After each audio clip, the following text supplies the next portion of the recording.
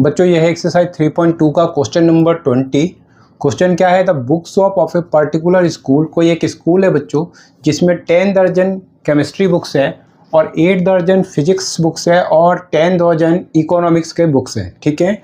There selling price, इसकी जो selling price है वो दिया है बच्चों ₹80, ₹60 और ₹40। तो ये जो 80 रुपीज़ है बच्चों ये केमिस्ट्री के बुक्स का है, 60 रुपीज़ फिजिक्स के बुक्स का है और ये 40 रुपीज़ जो है इकोनॉमिक्स के बुक का है। यहाँ पे लिखा है रेस्पेक्टिवली, ठीक है। फाइंड करना है टोटल अमाउंट। आपको टोटल अमाउंट को क्या करना है, फाइंड आउट करना है। The book shop will receive, जो कि बुक शॉप क्या करेगा, रिसीव करेगा from selling all the books using matrix algebra. अगर सारी बुक्स को हम सेल कर दें तो टोटल अमाउंट कितना कलेक्ट होगा ये आपको बताना है और ये यूज करना है इसमें मैट्रिक्स अलजेब्रा का। तो कैसे सॉल्व करेंगे बच्चों, आइए देख लेते हैं। तो बच्चों यहाँ पर सबसे पहले हम केमिस्ट्री की बुक्स को देखेंगे। तो टोटल केमिस्ट्री की बुक्स कितनी है, तो टोटल आपको लिखना है टोटल केमिस्ट्री बुक्स। तो यहाँ पर दिया है कि ये 10 दर्जन, ठीक है। तो ये 10 दर्जन का मतलब क्या है बच्चों कि इसमें अगर हमें नंबर्स की बात करूँ तो दर्जन मतलब मल्टीप्लाई 12 करेंगे तो ये आपको 120 बुक्स हो जाएंगे बच्चों। इसका मतलब कि केमिस्ट्री की जो टोटल बुक्स हैं वो कितनी है, 120 है, ठीक है। अब आपको देखना है फिजिक्स की कितनी बुक्स है बच्चों। तो टोटल क्या इसमें लिख लेना है कि टोटल फिजिक्स बुक वो आपका 8 दर्जन है बच्चों। तो आपको ये लिख लेना है। तो 8 दर्जन का मतलब 8 × 12, तो 12 × 8 ये आपका 96 बुक्स हो जाएगा, ठीक है, राइट। तो फिजिक्स की जो बुक्स हैं टोटल फिजिक्स बुक, तो फिजिक्स की जो बुक्स हैं वो 96 है बच्चों। अब इसके बाद हमें इकोनॉमिक्स की भी बुक है इसके अंदर, तो देखते हैं इकोनॉमिक्स बुक्स कितनी है। तो इसमें हम टोटल इकोनॉमिक्स बुक, तो वहाँ पर क्या दिया है, ये भी है 10 दर्जन, ठीक है। तो ये 10 दर्जन का मतलब क्या है बच्चों, 10 × 12 करेंगे तो ये आपका हो जाएगा 120 बुक्स जो हैं वो आपका इकोनॉमिक्स का बुक है, ठीक है।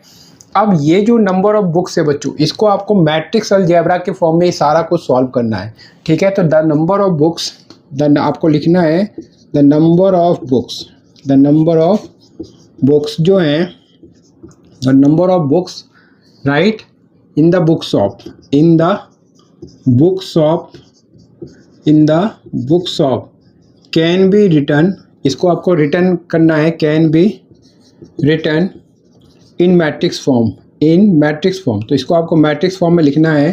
तो इन मैट्रिक्स फॉर्म, तो मैट्रिक्स फॉर्म में कैसे लिख सकते हैं, तो एज, ठीक है।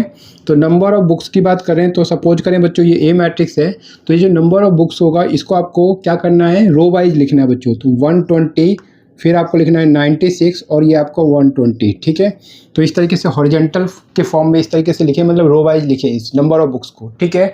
इसके बाद आपको इसको सेलिंग प्राइस जो दिया है बच्चों इसको भी आपको मैट्रिक्स के फॉर्म में लिखना है। तो आपको लिखना है and their selling price, and their selling price, and their selling prices, prices can be return, can be return in matrix form, in matrix form.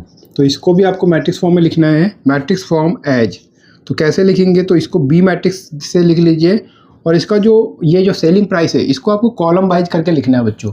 तो ये क्या होगा, 80, 60 और 40। तो आपको यहाँ लिखना है 80, 60 और ये आपका 40, ठीक है। अब यहाँ पर ए मैट्रिक्स जो है वो क्या है, नंबर ऑफ बुक्स को शो कर रहा है और बी मैट्रिक्स उसके क्या कह रहा है, उसके प्राइस को बता रहा है, ठीक है। अब टोटल आपको अमाउंट बताना है। तो देयरफॉर आपको लिखना है therefore the total amount, the total amount, ये जो टोटल अमाउंट होगा इनको सारी बुक्स को सेल करके वो कितना आएगा बच्चों, तो वो ए को बी से आप मल्टीप्लाई कीजिए, मतलब ए बी मैट्रिक्स को जो सॉल्व करके आएगा, ठीक है, वो आपका टोटल अमाउंट आ जाएगा, ठीक है। तो टोटल अमाउंट कैसे पता करेंगे बच्चों, तो यहाँ पर देखें तो ए मैट्रिक्स क्या है, तो ए मैट्रिक्स आपको ये दिया है तो इसी को आपको नोट कर लेना है। तो क्या लिखना है, 120, 96 और फिर है 120, ठीक है, राइट। साथ में यहाँ पर बी मैट्रिक्स क्या दिया है, तो इसका सेलिंग प्राइस जो भी था 80, तो आपको लिख लेना है 80, 60 और ये है आपका 40, ठीक है, 80, 60 और 40, राइट। अब इन दोनों को मल्टीप्लाई करेंगे बच्चों। मल्टीप्लाई कैसे करेंगे बच्चों, तो मल्टीप्लाई के लिए आपको एक रो लेना होता है, एक कॉलम। तो यहाँ पर एक ही रो एक ही कॉलम दिखाई दे रहा है और कॉरेस्पॉन्डिंग मल्टीप्लाई करेंगे। तो 120 का मल्टीप्लाई 80 से करें बच्चों, तो 120 × 80 प्लस करेंगे 96 को 60 से मल्टीप्लाई करेंगे तो 96 × 60 और फिर 120, ये जो 120 इसको मल्टीप्लाई किससे करेंगे 40 से, ठीक है। और इन सबको प्लस करेंगे तो टोटल अमाउंट आ जाएगा, तो 12 मल्टीप्लाई 8 तो कितना होगा, ये आपका 96 होगा और ये 00, ठीक है, राइट। 96 को 6 से मल्टीप्लाई करें तो 6 मल्टीप्लाई 6 क्या होगा 36, 3 कैरी 6 9 जा 54 और 3 कितना होगा बच्चों 57 और ये 0, और इसमें भी मल्टीप्लाई कीजिए 12 मल्टीप्लाई 4 तो ये आपको कितना आएगा 48 आएगा, 48 और ये आपका 2 बार 0, ठीक है, राइट। अब तीनों को हम प्लस कर देंगे बच्चों तो क्या होगा जरा देखिए 0 0 0 तो ये आपका 0 हो गया। फिर सेकंड प्लेस को देखें यहाँ पर 0 6 और ये आपका 0 तो ये आपका 6 हो गया। 8 और ये आपका 8 और 7 15 और 6 कितना होगा 21 तो ये 2 कैरी करेगा, 2 और 4 6 और 5 कितना होगा 11 और 9 ये आपका होगा 20। तो इस तरीके से जो टोटल अमाउंट आएगा वो 20,000 कितना आएगा 20,160 रुपीज़ आ जाएगा, जो कि टोटल अमाउंट आएगा अगर आप इस सारे बुक्स को क्या करेंगे सेल कर देंगे, और यही इसका क्या हो जाएगा आंसर हो जाएगा बच्चों। तो उम्मीद करता हूँ बच्चों बहुत आसानी से समझ में आ गया होगा। अगर समझ में आ गया है तो वीडियो को लाइक करना मत भूलना, चैनल में पहली बार आते हैं तो प्लीज़ चैनल को सब्सक्राइब कर लेना बच्चों, क्योंकि इसी तरीके से एनसीईआरटी के क्वेश्चनों को मैं आसान तरीके से आपके लिए सॉल्व कराता रहता हूँ बच्चों। तो उम्मीद करता हूँ ये वीडियो आपको जरूर अच्छा लगा होगा। मिलते हैं नेक्स्ट वीडियो में बच्चों। आपने वीडियो को वॉच किया इसके लिए आप सभी का बहुत बहुत धन्यवाद बच्चों।